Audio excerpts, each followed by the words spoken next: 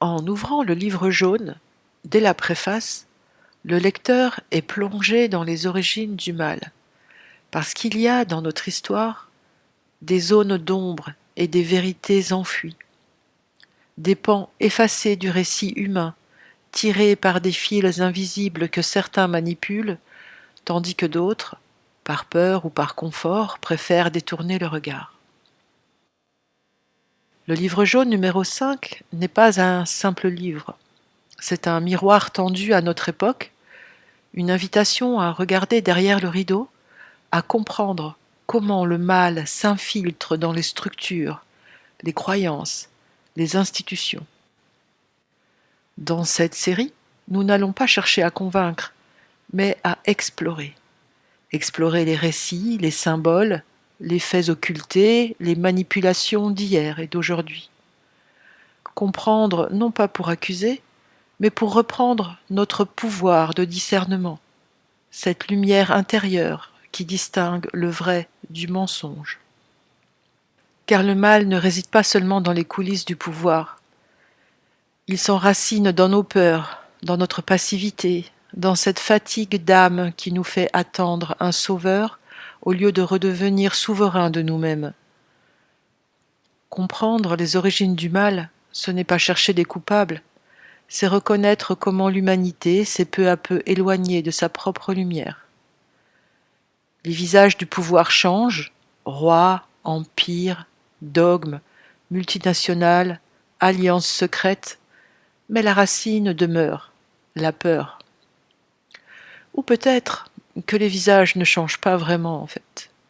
Et si les mêmes contrôleurs, sous des noms différents, étaient aux manettes depuis le début?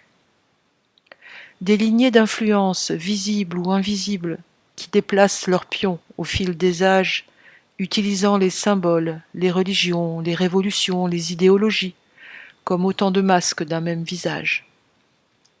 Mais qu'importe le nom qu'on lui donne, empire, système, matrice ou Babylone, le pouvoir, le vrai pouvoir, ne réside pas dans ceux qui manipulent, il réside dans ceux qui consentent, dans notre attention offerte, dans notre croyance au récit dominant. Tant que l'humanité cherchera des maîtres à suivre, elle leur donnera le droit d'exister. C'est ainsi que le cycle recommence, encore et encore. Domination, révolte, destruction, oubli. Car un peuple sans conscience répète son histoire jusqu'à ce qu'il en comprenne le sens. Et vous? Vous aussi, vous vous êtes déjà demandé pourquoi les hommes se font-ils sans arrêt la guerre? Le savant suisse Jean-Jacques Babel a constaté que depuis les 56 derniers siècles, l'humanité a mené 14 500 guerres qui ont provoqué 3,5 milliards de morts. Cela représente la moitié de la population mondiale d'aujourd'hui. Pour la seule année 1991, on a par exemple enregistré 52 guerres ou foyers de crise sur notre Terre. En 2025, on dénombre une centaine de conflits armés dans le monde, plus de 110 en comptant toutes les catégories selon l'Académie de Genève. Si l'on se limite aux conflits impliquant au moins un État, l'UCDP en a recensé 61 en 2024, dont 11 au niveau de guerre. Un sommet depuis 1946 et tendance qui se prolonge en 2025.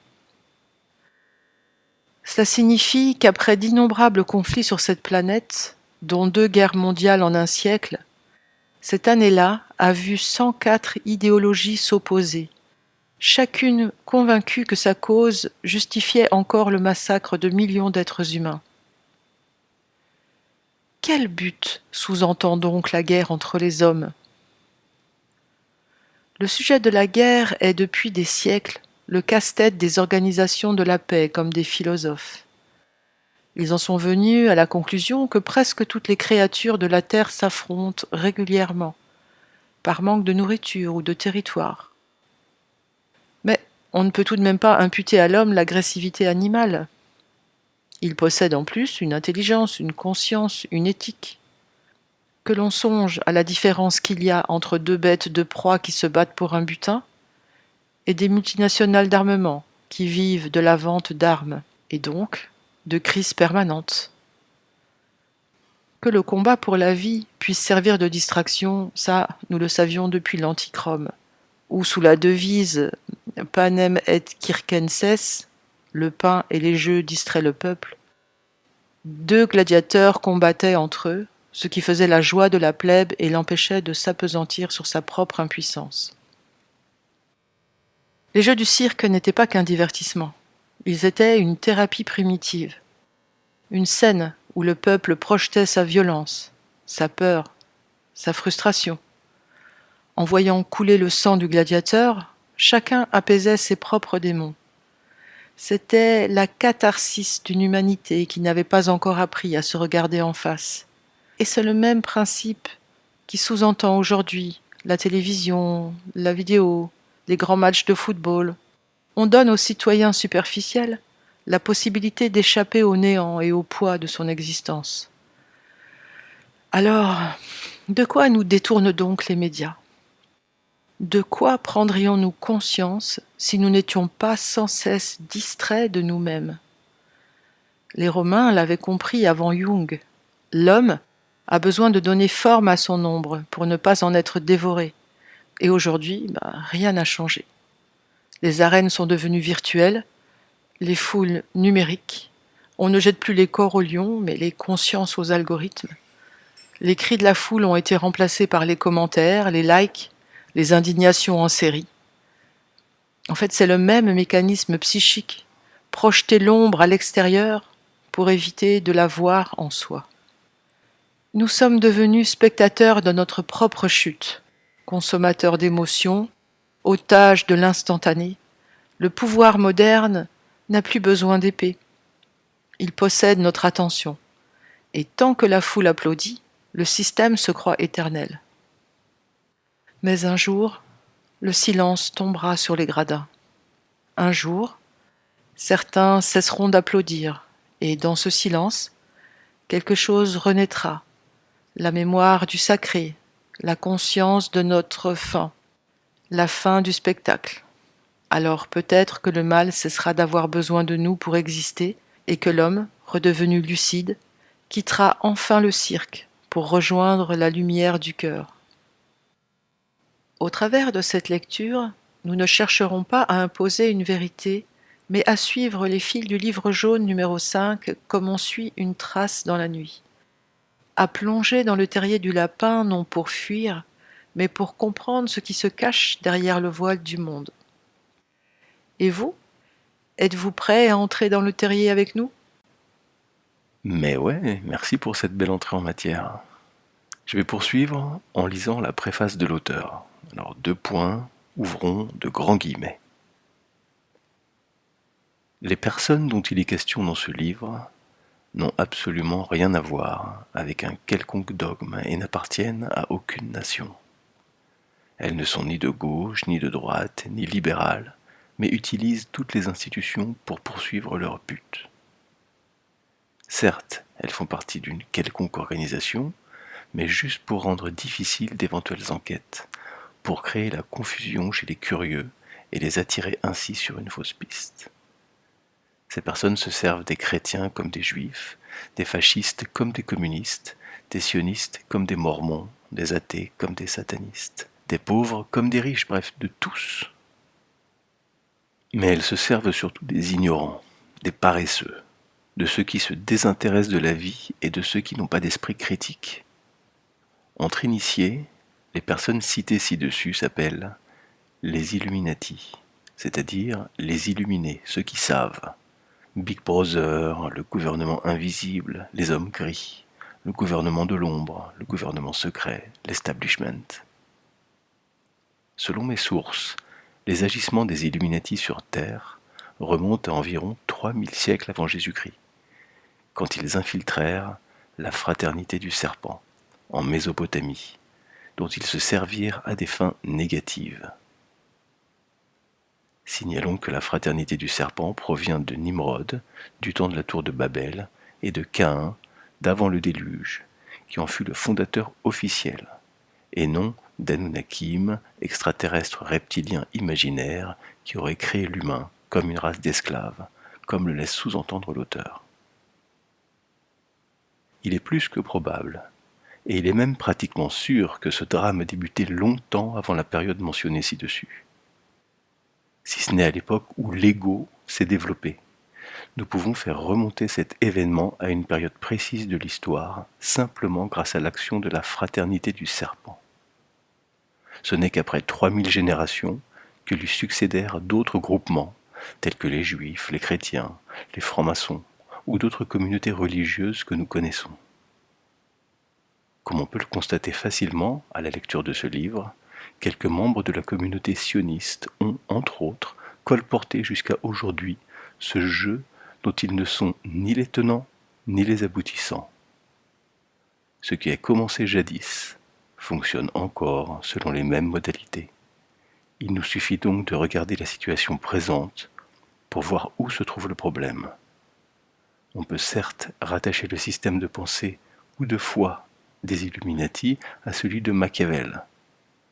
Le machiavélisme ou la justification d'une politique de pouvoir dépourvue de normes éthiques et par conséquent de tout scrupule politique. Voici un petit exemple, celui du pouvoir.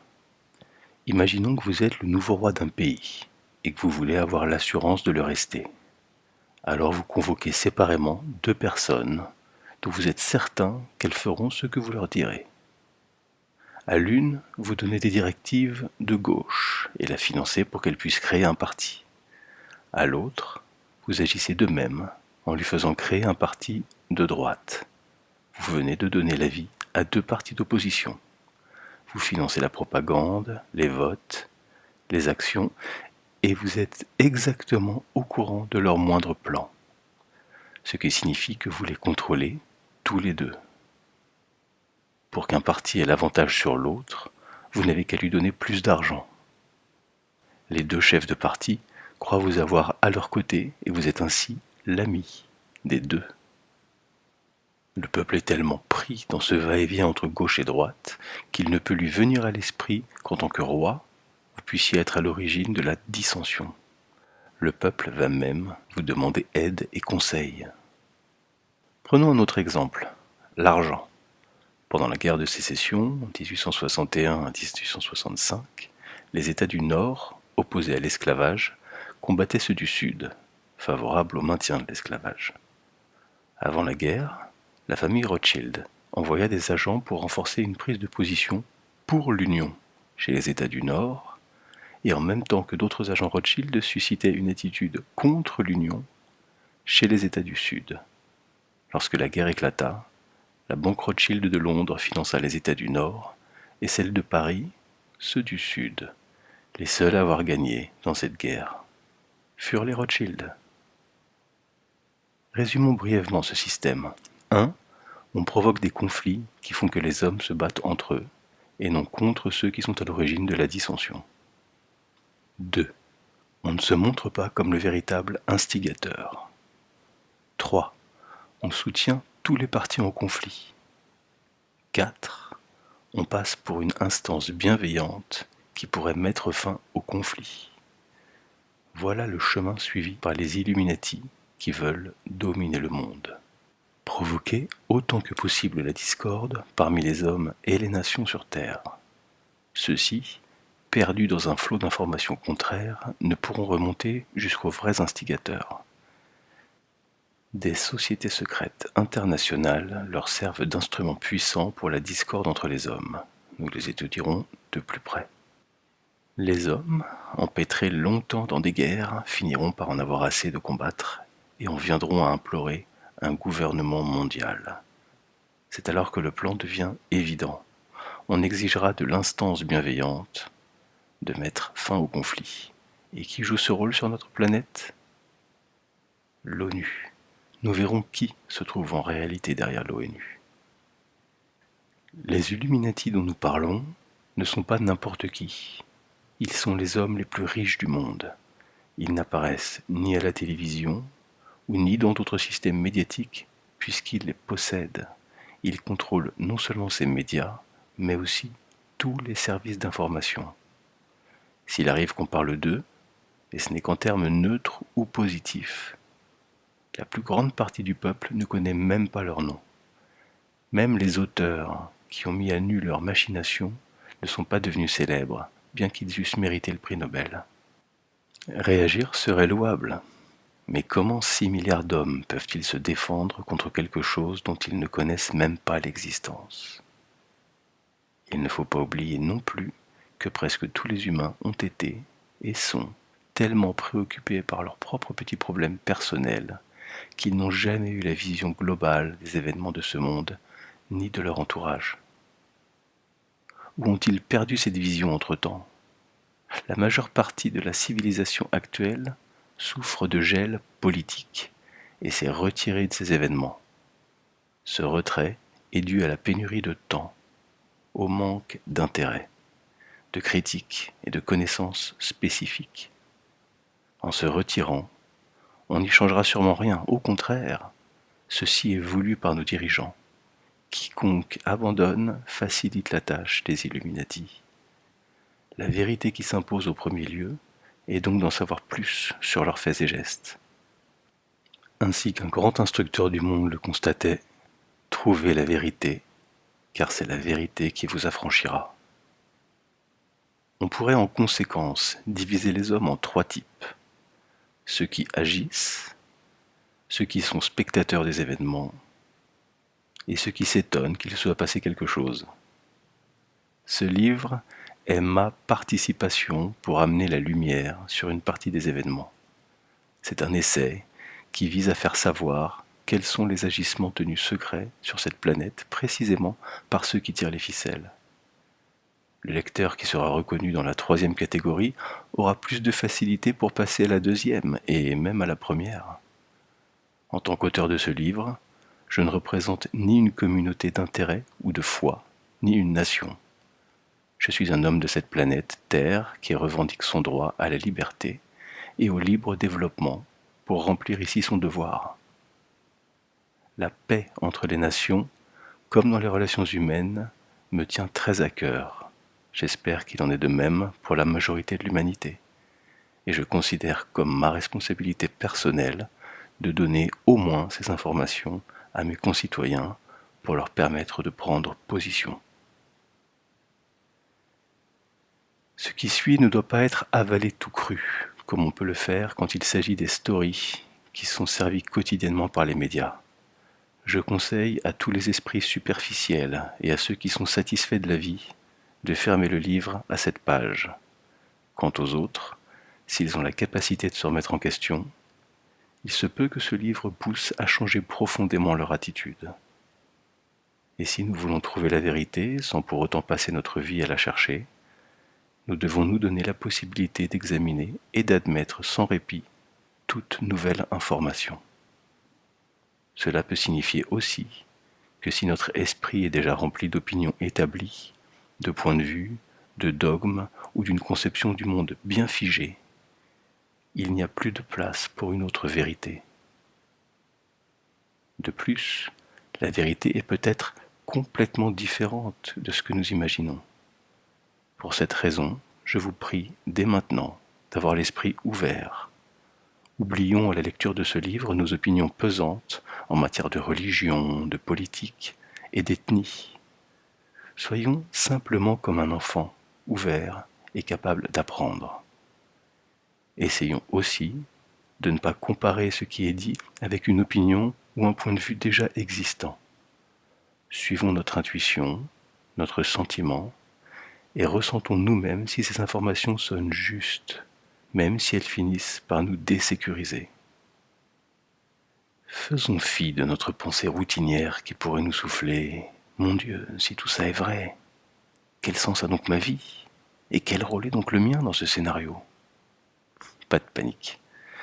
C'est le thème détaillé du dernier chapitre. Ce livre est un appel à chaque lecteur pour qu'il exerce son esprit critique et devienne un citoyen émancipé. Cherchez, trouvez votre vérité et examinez les choses sans les relier, si possible, à un système de valeurs. Néanmoins, je m'efforce de me limiter dans les pages suivantes à des facteurs historiques Même ceux-ci ne sont pas reconnus comme tels. Je passe outre les théories qui pourraient être les miennes pour établir une synthèse des sources qui sont nommées à la fin du livre et qui donc sont accessibles à tous.